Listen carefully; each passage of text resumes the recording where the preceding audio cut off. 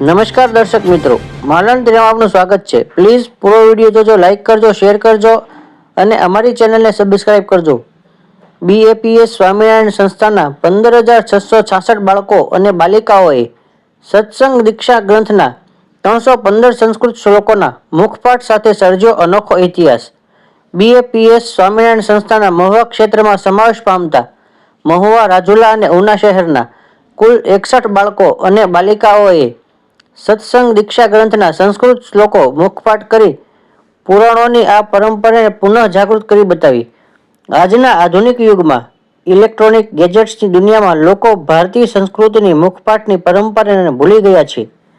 ભારતના ભવ્ય સાંસ્કૃતિક વારસા સામે દ્રષ્ટિ કરીએ તો જણાય છે કે ઋષિ મુનિઓની આ પરંપરાને BAPS સ્વામિનારાયણ સંસ્થાના વર્તમાન ગુરુવર્ય પરમ પૂજ્ય મહંત સ્વામી મહારાજે ફરીથી જીવંત કરી બતાવી છે.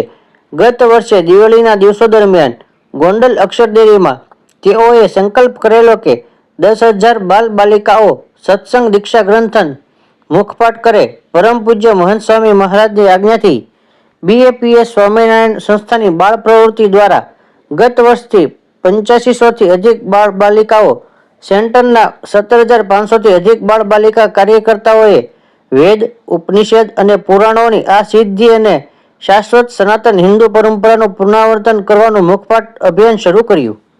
આજે એક વર્ષ બાદ 8,645 બાળકો અને 7,021 બાલિકાઓ મળી કુલ 15,666 બાળકો અને બાલિકાઓએ સત્સંગ દીક્ષા ગ્રંથના 315 સંસ્કૃત શ્લોકોનો સંપૂર્ણ મુખપાઠ પૂર્ણ કરી અનોખો ઇતિહાસ સર્જી દીધો છે.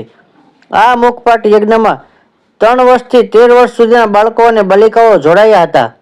આ મુખપાઠ અભિયાનની પૂર્ણાહુતિ પ્રસંગે BAPS સ્વામિનારાયણ મંદિર મહુવા ખાતે તારીખ 29 ઓક્ટોબર બુધવારના રોજ BAPS બાળ પ્રવૃત્તિ દ્વારા પૂજ્ય સંતોના વિદ્વતાસભર માર્ગદર્શન હેઠળ તથા મહંત સ્વામી મહારાજની પ્રેરણાથી સત્સંગ દીક્ષા ગ્રંથના સંસ્કૃત શ્લોકોનો મુખપાઠ કરનાર તમામ 15,666 બાળકો અને બાલિકાઓનો અભિવાદન સમારોહ, મિશન રાજીપો અભિવાદન મહોત્સવ, મારું મુખપાઠ મંડળ શીર્ષક હેઠળ સવારના 6:30 કલાકે ગુરુ હરિ મહંત સ્વામી મહારાજના ઓનલાઈન પૂજા દર્શન તથા આશીર્વાદ પ્રાપ્ત કરવામાં આવ્યા હતા તથા સાંજે 6:30 વાગ્યાથી ઓનલાઈન માધ્યમ દ્વારા યોજાયેલ સમારોહમાં દરેક બાળ બાલિકા વિદ્વાન પોતાના માતા પિતા સાથે જોડાયેલ.